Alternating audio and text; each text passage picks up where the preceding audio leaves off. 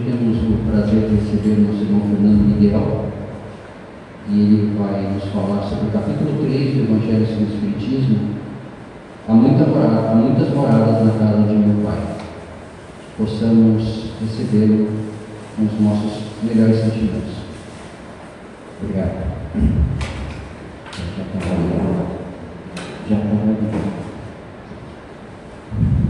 Boa noite a todos, caríssimos irmãos. Eu tenho o pessoal do fundo da manhã. Bom, nós temos para hoje, como o nosso irmão acabou de mencionar, o Evangelho segundo o Espiritismo, no capítulo 3, há muitas moradas na casa do meu Pai. Em João nós temos a seguinte anotação: na casa do meu Pai há muitas moradas. Se não fosse assim, eu vou teria dito, pois eu vou preparar-vos o lugar. E se eu for e vos preparar o lugar, eu virei outra vez e vos tomarei para mim mesmo, para que onde eu estiver, estejais vós também. E para onde eu vou, vós conheceis o caminho.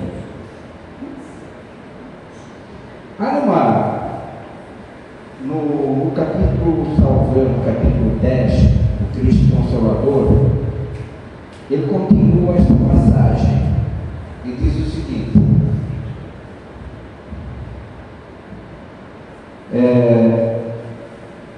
eu voltarei, tomar-vos-ei para mim, mas quando eu voltar, vós não me vereis, mas me conhecereis.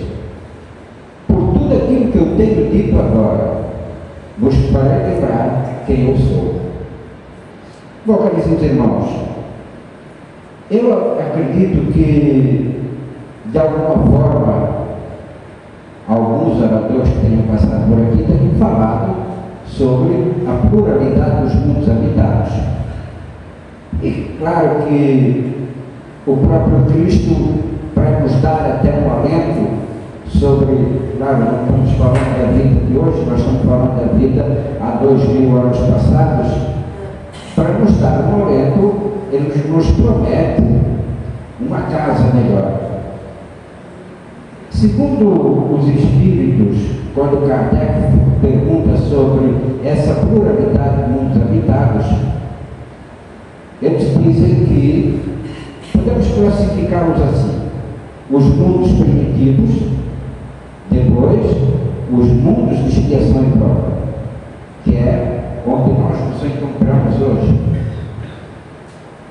com todos esses problemas que vivemos no dia a dia, com todas as dificuldades, com todas as tribulações, mas que são, de alguma forma, parte de tudo aquilo que temos sido ao longo do tempo, desde que nós fomos criados. Então, o mundo primitivo, nós poderíamos voltar lá a 45 mil anos atrás, quando se termina o ciclo do Neandertal. A partir daqui, nós passamos a tomar conta da nossa própria vida e passamos a definir os nossos destinos. Pelo pouco que sabemos, e está claro, por exemplo, nós estamos hoje aqui no Centro Espírita, e com toda certeza há irmãos em igrejas evangélicas, igrejas católicas, em centros de Umbanda do Candomblé, e eu digo que todos nós, de alguma forma, estamos procurando este caminho que Jesus disse que nós conhecemos, que sabemos qual é o caminho. Mas veja, nós vamos em busca desse caminho por atalhos completamente diferentes, e esses atalhos são o reflexo da nossa compreensão e do nosso entendimento em relação àquilo que é Deus, em relação a quem é Cristo e aquilo que quer de nós. Mas, indo além, os Espíritos dizem a Kardec que temos ainda, depois dos mundos de expiação e prova em que nós nos encontramos, os mundos de regeneração. Já não haverá tanta maldade como nós temos visto até aqui. e que digam os nossos políticos. Mas, quando a gente fala sobre os nossos políticos, nós devemos entender que essa maldade está dentro de cada um de nós, já que fomos nós que nos elegemos, e eles são o reflexo daquilo que nós somos. Eles são o espelho da sociedade.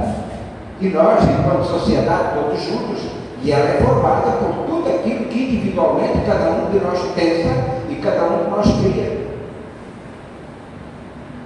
Nesse mundo de regeneração, talvez as doenças não sejam como são hoje, sejam muito mais amenas. Vejam, o que nós temos hoje de doenças, apesar de nós termos uma expectativa maior do que era, por exemplo, nos anos 20, nos anos 30, né?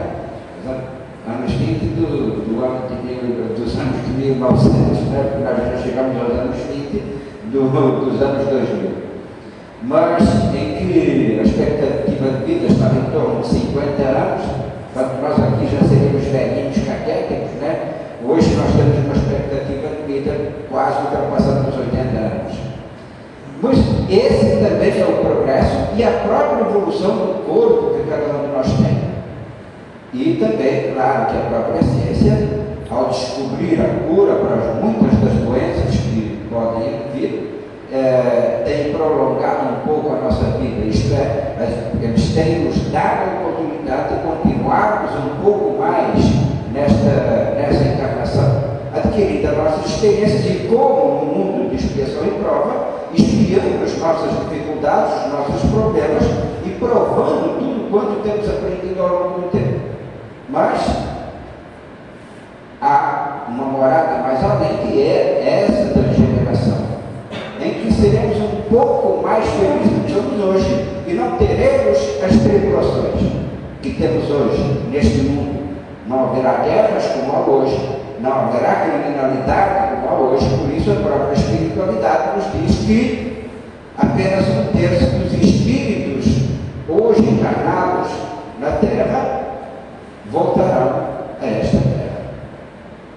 2/3 serão deslocados para mundos de expiações e provas. Terão que iniciar, como iniciaram, por exemplo, os egípcios, trazendo tecnologia, ciência, coisas que até hoje nós não podemos compreender como eles fizeram. Mas, por exemplo, a medicina teve um avanço muito grande. E segundo um dos livros de Emmanuel, que é A Caminho da Luz, nos dizem que esses espíritos que habitavam o planeta Capela e que foram expulsos, isto é, não expulsos propriamente aqui, ao se encarnar, tiveram que reencarnar no mundo de expiação e prova, porque o planeta Capela passava então a um mundo de regeneração. Como eles não continuaram por diversos motivos, porque não progrediram moralmente, e outros não progrediram intelectualmente.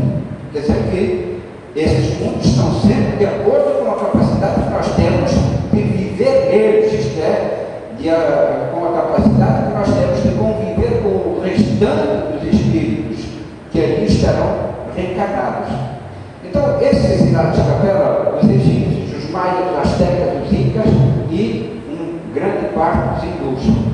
O que vai acontecer com 2/3 dos espíritos que aqui estão reencarnados terão que ir para um mundo de expiação e prova, levarão muito do conhecimento que nós temos, portanto ajudarão o progresso desses espíritos. Se porventura eles se regenerarem, eles voltarão para a pátria. Mas segundo o próprio Emmanuel nos diz nesse livro, que muitos dos espíritos que vieram aqui para resgatar os seus débitos, quando o seu planeta passou a regeneração, eles preferiram, em agradecimento, continuar aqui nesta mesma terra. São espíritos que estão muito além até daquilo que nós estamos, porque estamos dentro de um paralelo mais ou menos igual na questão. Uns devem um pouco mais, ou menos, uns conhecem mais, outros conhecem menos. Então, se 2/3 vão sair daqui, e quando você estiver com mais 2 pessoas, veja se elas são melhores que você. Se elas forem melhores, é você que vai ficar, né? Então não se preocupe, não vai embora. Tá? Então nós teremos, além do mundo da regeneração, teremos que passar depois de todo mundo feliz. E depois desse mundo feliz, existirá então um mundo celestial, que é onde já está Jesus, esperando por cada um de nós e a prepararmos o lugar.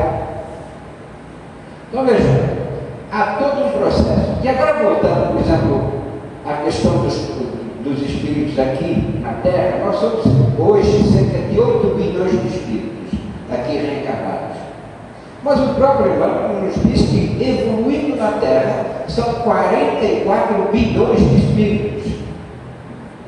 Então veja, gente, 8 bilhões, só cada um de nós sabemos que temos um anjo da guarda.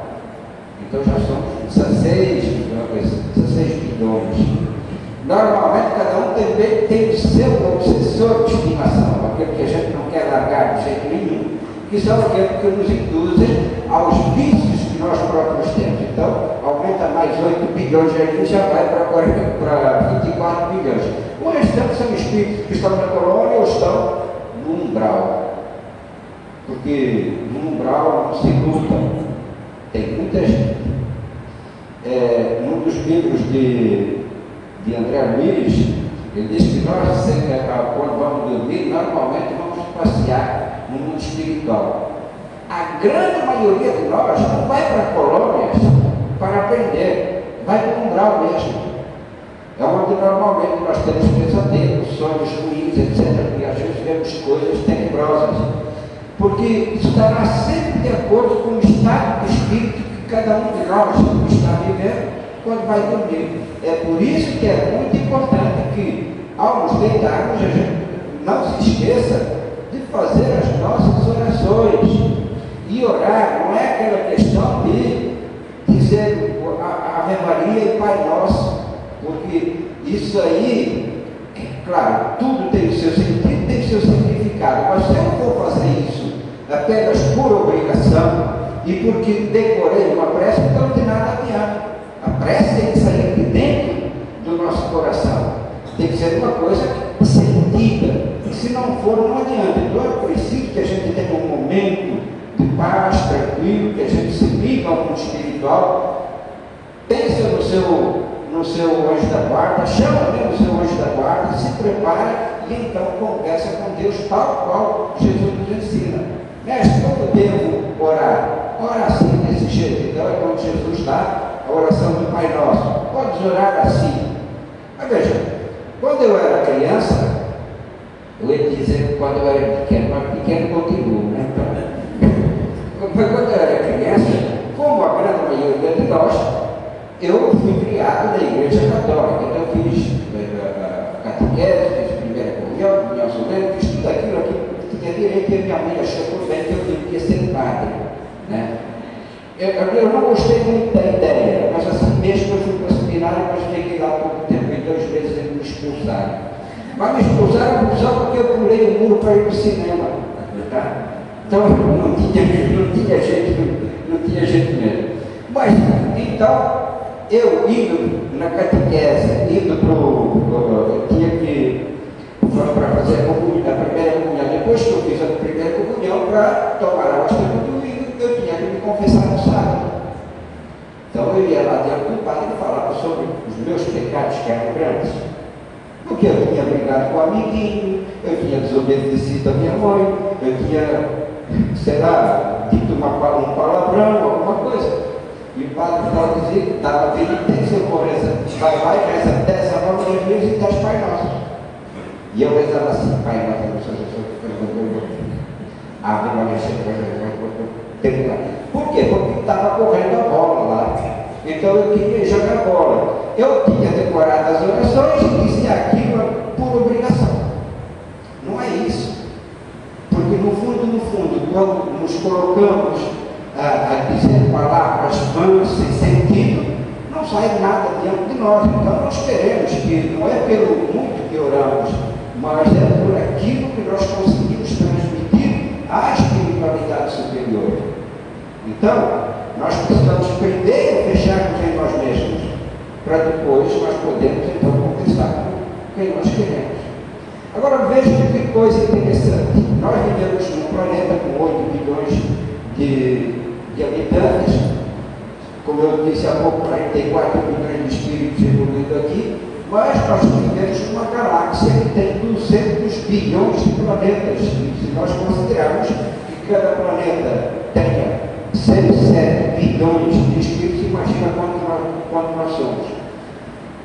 Mundos em que vivemos, provavelmente outras formas de vida, até que nós não conseguimos entender, mas são mundos que fazem parte do cosmos inteiro e que são as próprias criações de Deus. Jesus é o responsável pela Terra, quem sabe, talvez algum outro planeta, mas está nos preparando praticamente desde o dia em que nós para que viemos. Vejam, e quando ele nos diz que vai preparar-nos um lugar, ele já nos tinha dito também que nenhuma das ovelhas que o Pai lhe confiou se haveria de perder. Isto aqui é uma coisa muito interessante, porque quantas e quantas vezes nós nos sentimos sentidos, nós nos sentimos tristes, nós nos sentimos depressivos, porque como o mundo que gira à nossa volta, nós estamos descontentes com aquilo que está à nossa volta e nos esquecemos que o mundo que vive à nossa volta é o mundo do qual nós mesmos fazemos parte e que, sobretudo, nós o construímos. Então, se a gente quer um mundo melhor, uma colônia melhor, não se engane, somos nós que temos que construí-los. Ninguém fará nada por nós. A primeira vez que eu entrei dentro do centro espírita, fui levado, eu não conhecia nada sobre espiritismo, mas eu estava passando, depois de um acidente de automóvel que eu tive, eu estava passando uma fase muito ruim comigo mesmo, porque a pessoa que estava comigo se encarnou nesse acidente. Eu me senti culpado por tudo aquilo que aconteceu. Então, me levaram a um centro, não era um centro espírita, me levaram a um centro de Umbanda. E ali, eu conversei com um pretinho velho que, por incrível que pudesse parecer, ele conhecia mais a minha vida do que eu mesmo, porque ele sabia de coisas que aconteceram comigo quando eu tinha 1 ou 2 anos de idade e que eu lembrava remotamente porque um dia a minha mãe me falou. Então, quando ele me disse que eu tinha um compromisso com a doutrina espírita, ele foi claro, falou, não é aqui. Ele disse, não é magia, você tem um compromisso com livros. Eu pensei que se eu pudesse abrir uma livraria espírita, talvez eu ganhasse algum dinheiro até. Mas não era por aí, era para comprar os livros. Mas foi muito interessante porque a primeira coisa que ele me disse foi, quantas vezes você já escapou da morte? Eu falei, 2. Porque, vejam que coisa interessante, eu tinha 15 anos, eu estava num carro e alguém chega e diz assim, eu preciso ir, quem dá o meu lugar? Eu, apesar de ser garoto, já gostava de um bailinho, e nesse dia tinha um baile na cidade, onde eu estava, tínhamos escolhido apenas para ver um jogo de futebol, eu tirei as minhas coisas e disse, vai no meu lugar. Esse carro teve um acidente, desencarnaram todos. E depois, aqui nessa estrada, na estrada do Guarujá, foi quando eu tinha 20 anos, quase 21, foi quando eu tive um acidente e que desencarnou esse amigo. Só que a batida do meu carro foi com um caminhão 11, 13 carregado de pedra, foi todo do meu lado. E ele é que desencarnou, e não eu. Então, quando ele me diz, quantas vezes você já escapou da morte? Por que você não foi? Porque há um compromisso. Eu disse, não, compromisso com o espiritismo eu não quero. Eu tinha 20 anos. Vou me envolver com o espiritismo. Então eu disse, não estou aqui para discutir, estou apenas falando, o resto é com você. Você tem a liberdade de aceitar ou não. Falei, tranquilo, não tem problema. E quando me perguntam, você foi para o centro por amor ou pela dor? Porque são sempre essas duas causas que tem, que nos trazem ao centro. Eu falei, eu sempre falo que foi pelas duas. Primeiro pela dor que eu estava sentindo, mas depois que me leva para o centro, me apaixonei por uma menina que a mãe dela frequentava no centro. E aí, eu disse, vamos lá buscar minha mãe no centro? Eu falei, vamos. Aí a gente não tinha acabado, eu entrei. Na semana seguinte eu fui para ela. Eu não queria ir para o Espírito, fui por causa dela. Depois a gente terminou o namoro, eu continuei e ela saiu. Então, foi literalmente pelos dois motivos.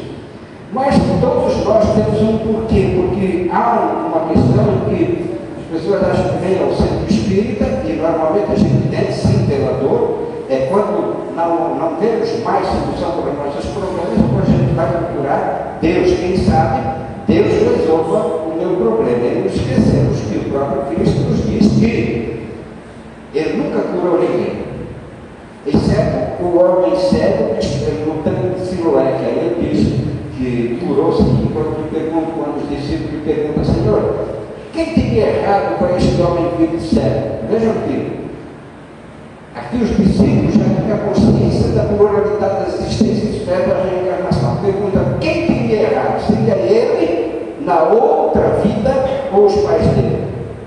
E Jesus diz, não, este veio para dar testemunho da glória do Filho do Homem. Então, aquilo que só aconteceu foi o único. O resto que ele curou, eu disse assim, olha, a tua fé te curou. A gente esquece que toda a força para movimentar as energias que precisamos, ela está em nós. Está no nosso estado de espírito. Então, a gente quer fazer um mundo melhor, é esse estado de espírito que a gente tem que buscar dentro de nós. Há uma guerra tremenda de energias. Eu fico pensando, às vezes esse monte de fio aí na rua, né? Levando eletricidade, levando internet, levando telefone, etc. Mas se nós pudéssemos ver que existem fios de energia entrelaçados entre nós dois, seria uma coisa louca. E existem. Só que, assim como na vida, cada um de nós, dentro de uma frequência determinada. Então, é essa frequência que nós precisamos descobrir e trabalhar. Para quê? Para a gente alcançar um mundo melhor. Mas nós sabemos que quando Jesus reduz o decálogo de Moisés a apenas 2 mandamentos, e os 2 mandamentos eu digo que ele poderia deixar apenas um, e ele só deixou 2, porque até em respeito a Moisés, porque Moisés deixa 10. Mas se a gente pegar esses 10 mandamentos, a gente vai ver que 5 vão de encontro a Deus e 5 vão de encontro ao próximo, ao ser humano. Não roubes o teu próximo, não cobices as coisas que ele tem. E Jesus, até em respeito a Moisés, diz, olha, a lei foi deixada essa, eu porém vos digo, ama o teu próximo e ama a Deus acima de tudo. E vejam que quando ele coloca esses dois, ele reduz esses 2 mandamentos, ele coloca nos 2 o amor. Eu até costumo dizer que se ele quisesse, poderia ter deixado um mandamento. Primeiro, porque não é possível eu amar a Deus se eu não passar pelo próximo. Se eu não amar o próximo, é por isso que ele diz, eu sou o caminho, a verdade e a vida, e ninguém irá ao Pai senão por meu intermédio. Ele é meu próximo, é ele que me leva a Deus. Mas, se eu quisesse, se eu amasse a Deus incondicionalmente, se eu amasse o próximo incondicionalmente, e mesmo que eu fosse ateu, a minha ligação com Deus, ela seria automática. Eu não precisaria acreditar nele, porque temos a ideia de um Deus longe de cada um de nós, quando ele está tão próximo. Veja, o que diz Jesus? Quando alguém disser que Deus está aqui ou lá, não vais, ele está dentro de ti mesmo. Então, se Deus está dentro de mim, eu não preciso ir além de mim para me deparar com esse Deus, acreditar que ele está em mim e que tudo me é possível.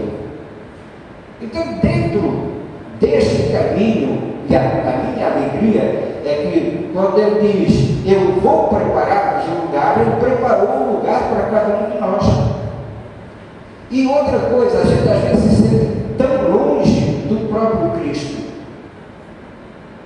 E é que num momento determinado, ele diz, eu sou o pastor, vós, ovelhas. Conheço cada ovelha pelo nome. E se uma se perder, eu vou buscá-la. E as minhas ovelhas, elas me conhecem e me seguem. Isso para dizer o quê? Não se preocupem.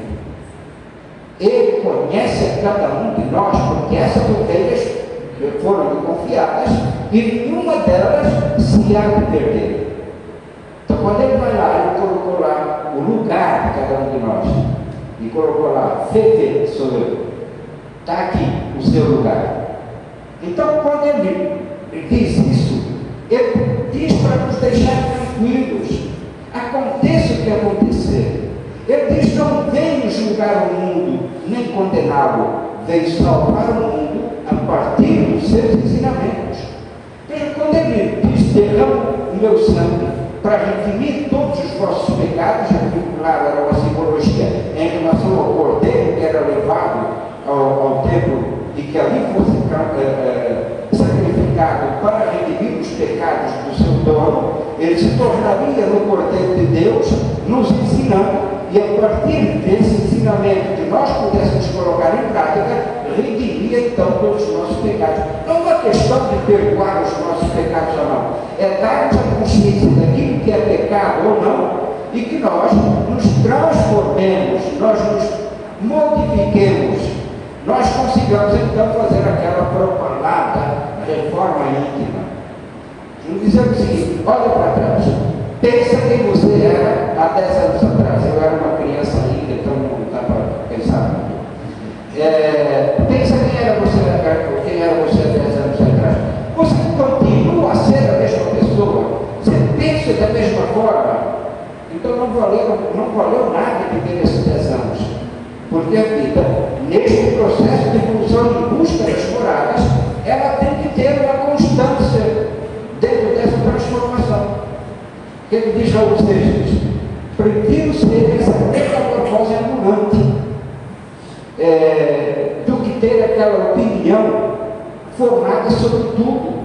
Nós temos que mudar. As pessoas que são da minha idade devem lembrar, que não estou tão velhos assim também, né?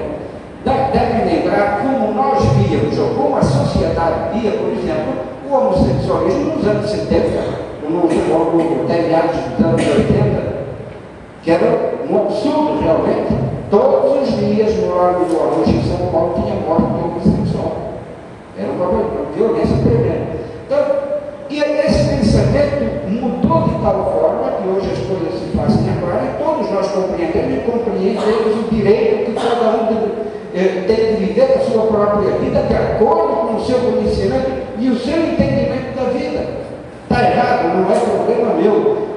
Transforma alguma coisa na minha vida? Não. Então, cada um que siga a sua vida dentro do livre-arbítrio que tem. Então, nós temos que mudar assim o nosso pensamento, porque isso faz parte do progresso.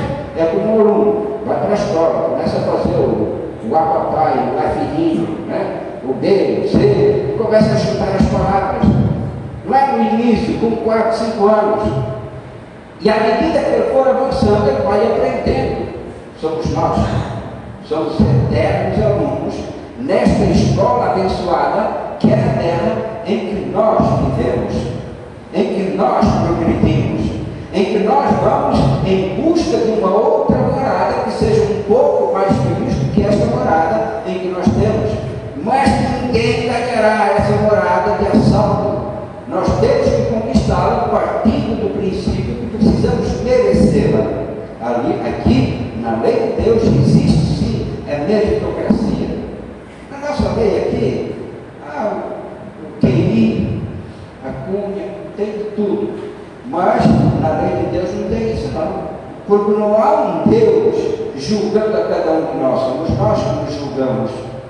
Somos nós que vamos olhar para o espelho, ver a nossa imagem e refletir aquilo que realmente nós somos. Não é quem somos, é o que nós somos. Como somos, o que temos feito. Eu até costumo dizer que se a gente, ao final de cada dia, pudéssemos olhar para o espelho e pudéssemos repassar apenas o dia durante 3 minutos, muitas das vezes seríamos montados esconder atrás do espelho para não ver a nossa imagem, de coisas absurdas que nós fazemos e que sabemos que estão erradas.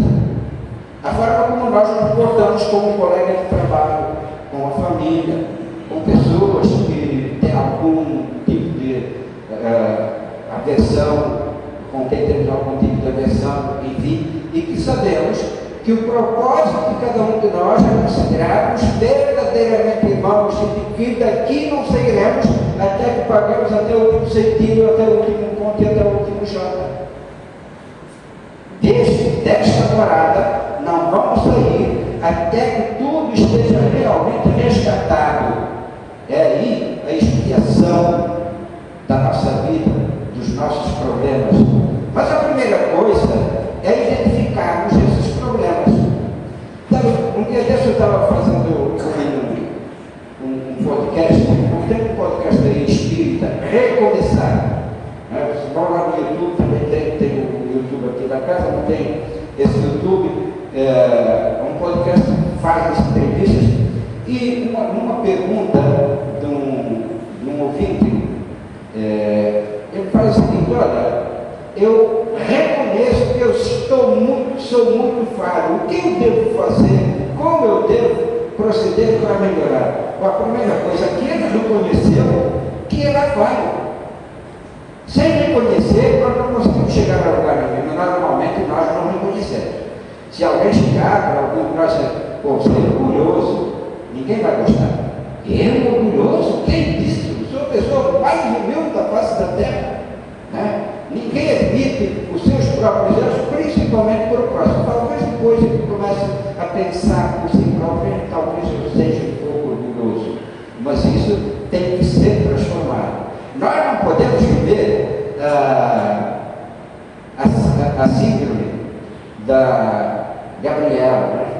Eu nasci assim, digo assim, eu vou morrer assim. Não, tem que haver uma transformação. E a primeira coisa é nós reconhecermos as nossas falhas, reconhecermos as dificuldades que temos, reconhecermos as nossas imperfeições, para que então depois eu comece a policiar essas dificuldades que eu tenho, para que então eu possa transformar e que eu possa merecer uma nova morada.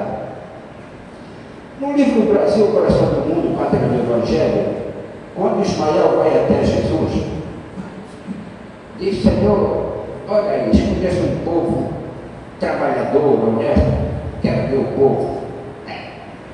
Olha o que estão fazendo aqui, olha o que estão fazendo com os nossos irmãos, compram, vendem, põem como escravo, põem no pelourinho.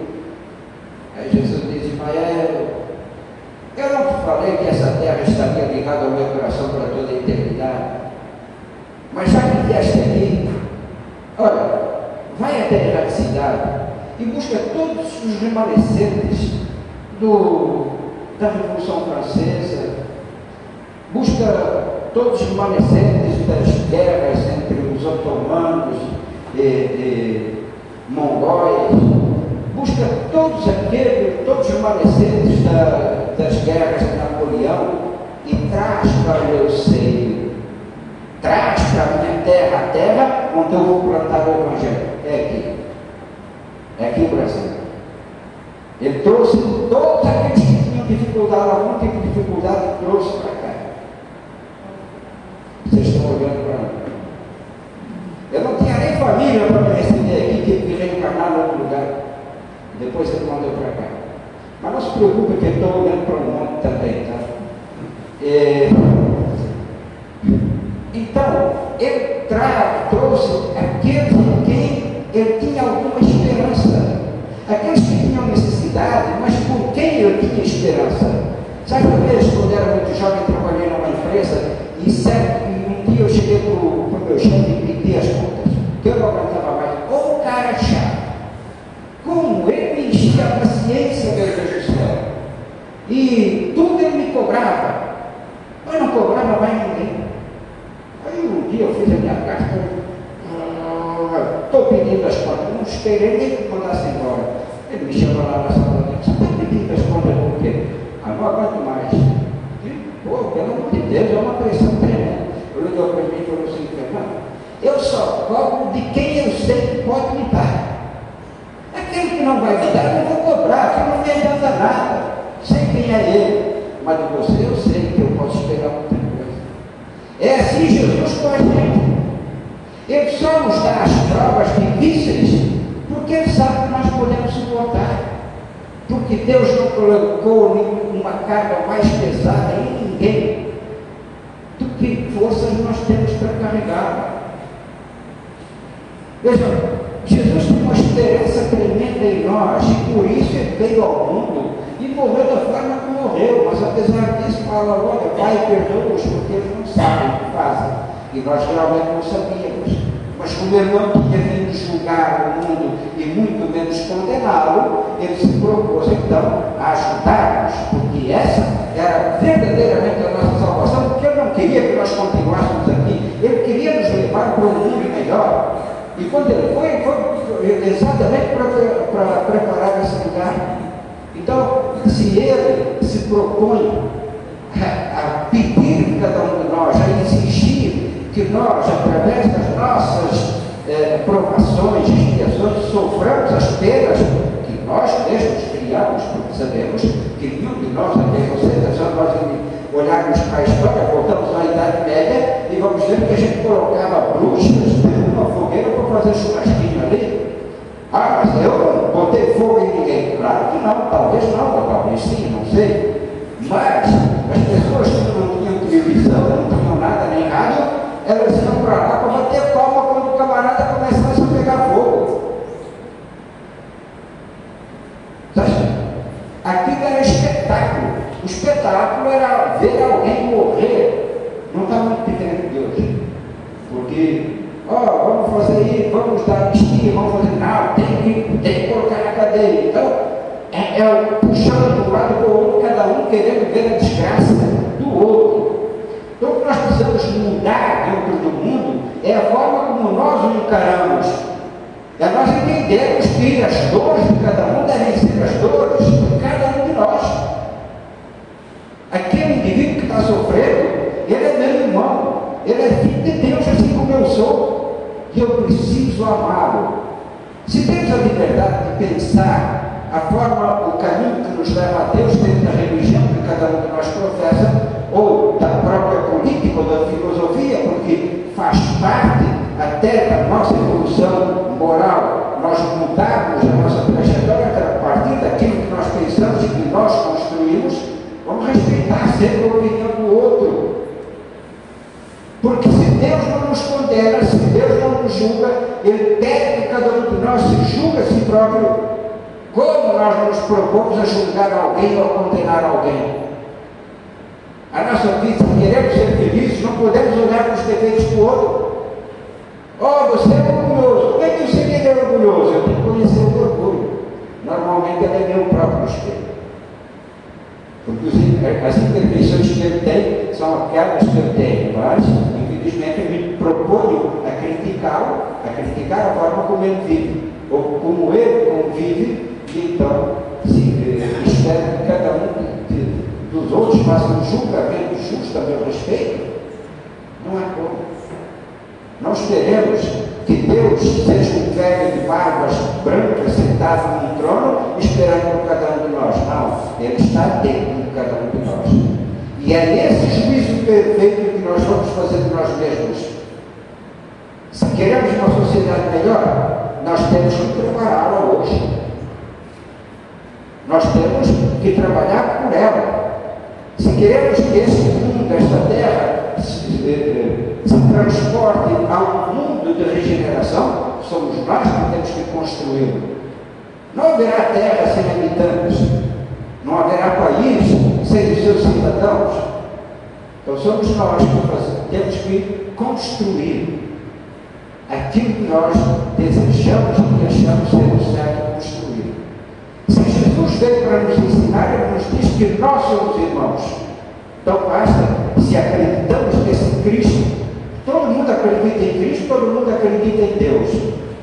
Mas fazer aquilo que Ele faz, aquilo que Ele ensina, aí é muito mais difícil. Temos tempo? Temos, sem dúvida nenhuma. Ninguém exigirá mais de nós.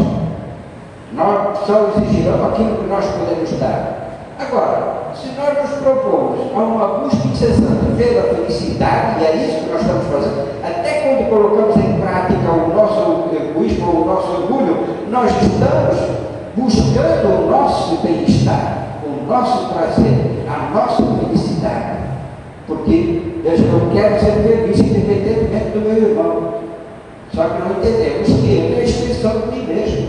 E eu só serei plenamente feliz quando ele for feliz. Tomemos o exemplo dos pais em relação aos filhos. Se o filho tem uma doença, coitadinho, eu queria que fosse em mim e não nele. Veja, é esse amor que nós precisamos ter para com o próximo. Coitadinho, está passando fome, vou suprir as suas necessidades. Então, quando nós entendemos o mundo como sendo algo que faz parte de nós, e nós fazemos parte dele, estamos integrados, a Terra existe porque nós estamos aqui, tem um propósito de construção e de evolução, porque nós assim o fazemos, e não somos nós individualmente, somos todos juntos. Claro, divididos normalmente em classes, não classes sociais, classes de evolução. Então, uns já estão mais adiantados, outros estão mais atrasados.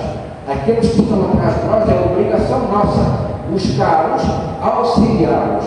Aqueles que estão na frente, eles voltam para trás, para nos empurrar também para eles.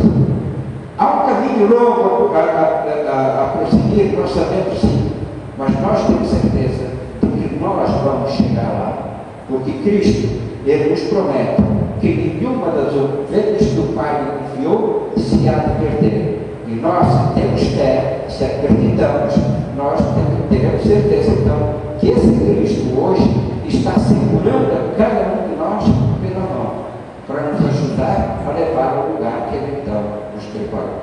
Muito obrigado a todos, até a próxima, se Deus quiser.